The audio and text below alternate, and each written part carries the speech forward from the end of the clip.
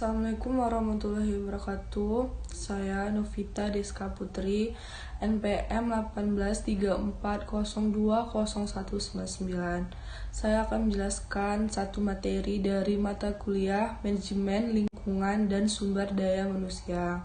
Saya akan menjelaskan materi yang berjudul Sumber Daya Manusia dan Sumber Daya Alam merupakan unsur lingkungan hidup. Lingkungan hidup adalah kesatuan ruang dengan semua benda, daya, keadaan, dan makhluk hidup, termasuk di dalamnya manusia dan perilakunya, yang mempengaruhi kelangsungan kehidupan dan kesejahteraan makhluk hidup lainnya. Hubungan sumber daya manusia dengan sumber daya alam dalam kehidupan antara manusia dengan sumber daya alam senantiasa berhubungan. Hal ini dilakukan untuk mempertahankan eksistensinya. Hubungan mempertahankan eksistensinya tersebut memberikan beban pada sumber daya alam, sehingga sumber daya alam dapat memberikan beban pada hubungan tersebut memberikan beban pada sumber daya alam sehingga daya dukungnya lama-kelamaan berada pada ambang batas. Adanya beban daya dukung tersebut sumber daya alam akibat pertumbuhan penduduk antara lain dapat diberikan dengan teknologi. Hubungan pembinaan sumber daya manusia dengan pelestarian sumber daya alam. Hakikat kehidupan manusia adalah untuk mempertahankan kehidupannya dan kelangsungan spesies manusia. Sebagai makhluk berbudaya, manusia bertanggung jawab terhadap Tuhannya, dalam arti menjaga kelangsungan hidup manusia dan kelestariannya. Pembinaan sumber daya alam melalui jalur pendidikan formal. Dalam rangka pembinaan sumber daya alam, hubungannya dengan pelestarian sumber daya alam, jalur pendidikan formal dari sekolah tingkat dasar SD sampai tingkat perguruan tinggi PT merupakan tempat yang strategis untuk melaksanakan usaha-usaha yang bersifat edukatif.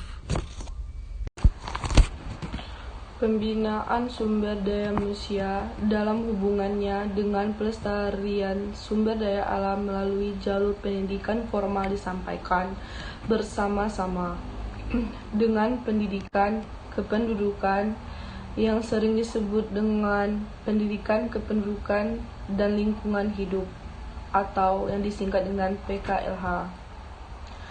Pendidikan kependudukan dan lingkungan hidup diberikan pada tingkat SD sampai perguruan tinggi.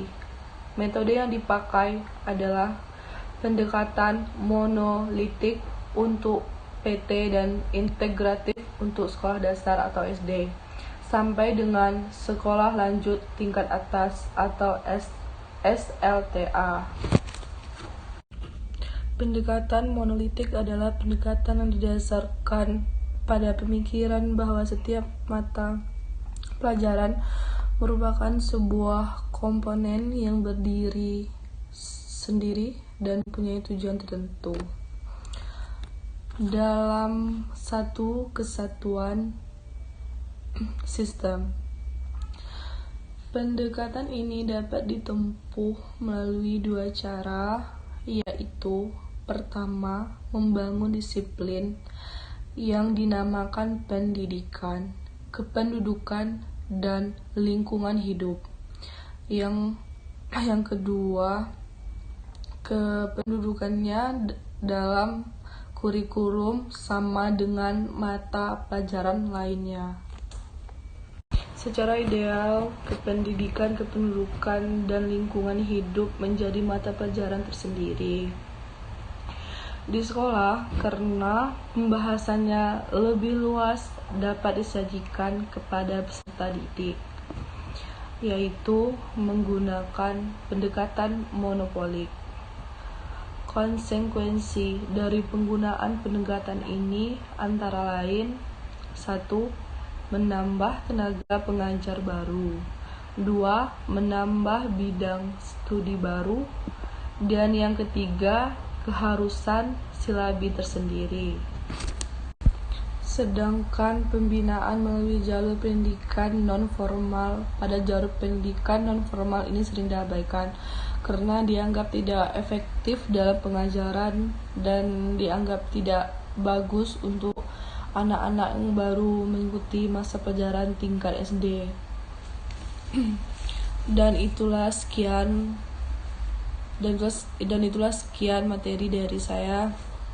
Jika ada kurang, saya mohon maaf, kepada Tuhan saya mohon ampun. Saya akhiri, wassalamualaikum warahmatullahi wabarakatuh.